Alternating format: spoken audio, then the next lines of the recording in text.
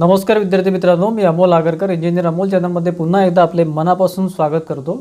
आजच्या व्हिडिओमध्ये महत्त्वाचं रिक्रूटमेंट आहे, महत्त्वाची भरती आहे महाराष्ट्र लेवलला, जी पुढे अपेक्षित आहे पुढच्या 2 ते 4 महिन्यामध्ये। ती आहे WRD म्हणजे वॉटर रिसोर्स डिपार्टमेंट म्हणजे जलसंपदा विभाग ज्याला आपण म्हणतो। त्यामध्ये मोठी वॅकन्सी म्हणजे साधारण 14,000 पदांची वॅकन्सी ही अपेक्षित आहे। 14,000 पदे रिक्त आहेत गट क आणि गट ड मध्ये। रिसेंटली आपले मुख्यमंत्री जे आहे देवेंद्र फडणवीस साहेब यांनी घोषणा केलेली आहे की त्यामध्ये जलसंपदा विभागामध्ये मोठी भरती ते घेणार आहे 2026 एंडिंगपर्यंत। एक्झॅक्टली सांगता येणार नाही की ती आताच येईल की 4 महिन्यामध्ये येईल की 6 महिन्यामध्ये येईल, परंतु ही भरती बऱ्यापैकी कन्फर्म आहे असं आपण सांगू शकतो। आज आपण त्यामध्ये जे काही पोस्ट जे काही आपल्याला अपेक्षित आहे, ज्या पोस्ट इथे येऊ शकतात, त्यामध्ये टेक्निकल प्लस नॉन टेक्निकल दोन्ही पोस्ट आपल्याला अपेक्षित आहे। त्यामध्ये सगळ्यात महत्त्वाचे जे पोस्ट आहे ते तुम्हाला मी आधी सांगेल, त्यानंतर वयोमर्यादा सांगेल, तुमचं एज्युकेशन जे काय आहे जे लागेल ते सांगेल, शैक्षणिक पात्रता वगैरे, एक्झाम पॅटर्न जे आहे ते सांगेल। त्यानंतर तुम्हाला तुमचं बाकीच्या ज्या गोष्टी अभ्यासक्रम आहे किंवा बऱ्याचशा गोष्टी आहेत त्यासुद्धा तुम्हाला मी सांगणारच आहे। तर त्यामध्ये व्हिडिओ कुठे स्किप करू नका। पगार वगैरे सुद्धा तुम्हाला मिळणारच, माहिती पडणार आहे किती तुम्हाला करायचं आहे किंवा कसं काय राहणार आहे वगैरे, ठीक आहे, जेणेकरून तुम्हाला मोटिवेशन मिळालं पाहिजे पुढे अभ्यास करण्यासाठी आणि पद मिळवण्यासाठी। त्यामुळे व्हिडिओ कुठे स्किप करू नका, पूर्ण व्हिडिओ नीट आहे। तर मित्रांनो, लोकसत्ता न्यूजपेपरमध्ये रिसेंटली म्हणजे 4 मार्चला ही एक कटआउट आलेला आहे किंवा कटआउट म्हटल्यापेक्षा त्यांनी घोषणा केलेली आहे, जी मुख्यमंत्री साहेबांनी घोषणा केली त्यावर लोकसत्ता या न्यूजपेपरमध्ये एक ॲडिशन आलेलं आहे। जलसंपदा विभागात 14,000 पदांची भरती होणार। महाराष्ट्र राज्य जलसंपदा विभागात 14,051 पदांची भरती होणार असल्याची घोषणा मुख्यमंत्री देवेंद्र फडणवीस यांनी केलेली आहे। 4 मार्च 2026 हे ॲडिशन आहे, ठीक आहे। त्यामध्ये जी काही पोस्ट दिलेली आहे बघा, पोस्ट ही टोटल 14,000 वॅकंट पोस्ट आहे। 14,000मध्ये त्यांनी वेगवेगळ्या पोस्ट दिलेल्या आहे। मित्रांनो, पोस्ट जी आहे रिक्त पदे जी आहे ती 14,000 आहे। त्यामध्ये दप्तर कारकून आहे, मोजणीदार आहे, कालवा निरीक्षक आहे। दप्तर कारकून यांची 189 पदे रिक्त आहे। मोजणीदार जेव्हा आपण त्याला सर्वेअर म्हणतो ते 373 पदे रिक्त आहे। कालवा निरीक्षक म्हणजे कॅनल इन्स्पेक्टरची 578 पदे एकूण रिक्त आहेत।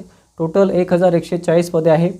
त्यामध्ये जर 3 पोस्ट आल्या तर ह्या अशा प्रकारे येतील, किंवा जर याची तिन्ही म्हणून एकच जर पोस्ट काढायची असली तर सिंचन सहाय्यक ही एक पोस्ट ती काढण्याची शक्यता आहे यावर्षी, ठीक आहे। तसं GR सुद्धा प्रदर्शित झालेला आहे ऑफिशियली, ठीक आहे। तर सिंचन सहाय्यकचं जर पद आलं तर 1,140 ही पदे येणार आहे। त्यामध्ये तुम्हाला 10वी, तुमचं 12वी, त्यानंतर एनी ग्रॅज्युएट, इथे एनी ग्रॅज्युएट फॉर्म भरू शकतो। तुमचं BA BCom असेल, BSc असेल, तुम्ही फॉर्म भरू शकता। एकच एक्झाम होणार आहे, डायरेक्ट तुमची एक्झाम होणार आहे, म्हणजे सरळ सेवा भरती आपण ज्याला म्हणतो, IBPS परीक्षा घेणार आहे। एक परीक्षा, त्यानंतर तुमचं स्किल टेस्ट जर गरज असेल तर, आणि डॉक्युमेंट व्हेरिफिकेशन, बस एवढीच प्रोसेस राहणार आहे। त्यामध्ये तुमचं परीक्षा झाल्यानंतर किंवा परीक्षेच्या तुमचं जे काही फॉर्म भरतात त्यामध्ये तुम्हाला मराठी टंकलेखन म्हणजे मराठी टायपिंग, इंग्लिश टायपिंग, त्यानंतर तुमचं संगणक ज्ञान किंवा GK याच्या सगळ्याचे तुम्हाला हे कंपल्सरी आहे। मराठी टंकलेखन तुमचं मराठी टायपिंग 30 शब्द प्रति मिनिट, इंग्लिश टायपिंग 40 शब्द प्रति मिनिट, आणि संगणक जे आहे त्याच्यामध्ये MSCIT तुम्हाला कंपल्सरी लागणार आहे, ठीक आहे। बघा, दप्तर कारकूनचं काय काम राहणार आहे। दप्तर कारकून म्हणजे तुमचं क्लर्क, कार्यालयीन अभिलेख आणि दस्तावेजांचे मॅनेजमेंट करणे किंवा व्यवस्थापन करणे, जमिनीशी संबंधित कागदपत्रे आणि नोंदी अद्ययावत करणे, प्रशासकीय कामात वरिष्ठ अधिकाऱ्याचा हेल्प करणे किंवा सहाय्य करणे। त्यानंतर मोजणीदार म्हणजे सर्वेअरमध्ये सिंचन क्षेत्रातील जमिनीशी अचूक मोजणी करणे, कालव्याच्या हद्दी निश्चित करणे, कालवा जो आहे त्याची बॉर्डर निश्चित करणे आणि नकाशा तयार करणे, पाणीपट्टी आकारातील आकारणीसाठी क्षेत्राची मोजणी करणे, ठीक आहे। त्यानंतर बघा, कालवा निरीक्षक म्हणजे इन्स्पेक्टर, कालव्यातील पाणी वितरणाचे नियंत्रण आणि देखरेख करणे, पाणी चोरी रोखणे आणि कालव्याची सुरक्षेची काळजी घेणे, शेतकऱ्यांच्या पाणीपाळीचे म्हणजे शेतकऱ्यांना जशी पाणी द्यायची त्याचं नियोजन करणे किंवा मॅनेजमेंट करणे। त्यानंतर एक्झाम पॅटर्न, या परीक्षेसाठी किंवा ज्या पोस्टसाठी एक्झाम पॅटर्न काय राहणार आहे त्यामध्ये बघा, मराठी 25 प्रश्न 50 मार्क, इंग्लिश 25 प्रश्न 50 मार्क, त्यानंतर सामान्य ज्ञान किंवा GK, करंट अफेअर्स ते आहे 25 प्रश्न 50 मार्क, आणि बौद्धिक चाचणी म्हणजे रिझनिंग 25 प्रश्न 50 मार्क, ते आहे तुमचं 2 तासाचा वेळ मिळणार आहे। त्याच्यामध्ये 100 प्रश्न 200 मार्क आणि 2 तासाचा वेळ राहणार आहे। ऑब्जेक्टिव्ह टाईप टेस्ट राहणार आहे, तुम्हाला ऑनलाईन टेस्ट राहणार, ऑफलाईन राहणार नाही, सेंटरला जायचं, तिथे कॉम्प्युटर दिलं राहील, कॉम्प्युटर तुम्हाला ते टेस्ट द्यायची, ठीक आहे। आणि पेपरचा जो पॅटर्न आहे, पेपरची जी लँग्वेज आहे ती मराठी आणि इंग्लिश दोन्ही लँग्वेजमध्ये तुम्हाला पेपर देता येईल, ठीक आहे। त्यानंतर पदे बघा, गट क जी पदे रिक्त जी आहे ती 8,446 पदे रिक्त आहे. गट ड ची जी पदे आहेत ती 5,605 रिक्त आहे. त्यानंतर टोटल जी आहे ती 14,051 आहे. त्यामध्ये IBPS परीक्षा घेणार आहे आणि याचे जे पोस्ट आहे म्हणजे बघा सिंचन सहाय्यक झालं किंवा सर्वेअर झालं अशा प्रकारचे असे जे पोस्ट आहेत ते 43 संवर्ग गट क मध्ये आहे, गट ड मध्ये 21 आहे. ठीक आहे. बघा मराठीमध्ये तुमचं सिलेबस काय राहणार आहे, ऑफिशियल सिलेबस आहे. हे काय मी सांगतोय म्हणून नाही, ऑफिशियल सिलेबस जलसंपदा विभागाने जे दिलेलं आहे ते तुम्हाला सांगतो आहे. मराठीमध्ये सर्वसाधारण शब्दसंग्रह, वाक्यरचना, व्याकरण, म्हणी आणि वाक्यप्रचार यांचा अर्थ आणि उपयोग, उतार्यावरील प्रश्न हे मराठी. इंग्लिशमध्ये vocabulary, sentence structure, grammar, आयडम्स and phrases, त्याची युजेस वगैरे, मिनिंग वगैरे आणि कॉम्प्रिहेन्शन. ठीक आहे. त्यानंतर बघा सामान्य ज्ञान किंवा GK हा वास्ट विषय आहे. करंट अफेअर्ससुद्धा यामध्ये राहणार आहे. त्याच्यामध्ये महाराष्ट्राचा इतिहास, भारताचा इतिहास, महाराष्ट्र आणि भारताचा जागतिक वगैरे भूगोल, त्यानंतर तुमचं तंत्रज्ञान, विज्ञान आणि तंत्रज्ञान, आर्थिक आणि सामाजिक विकास, नंतर पर्यावरण परिस्थिती वगैरे, चालू घडामोडी वगैरे आणि भारतीय अर्थव्यवस्था वगैरे सगळं इथं राहणार आहे. कृषी वगैरे सुद्धा राहणार आहे. ठीक आहे.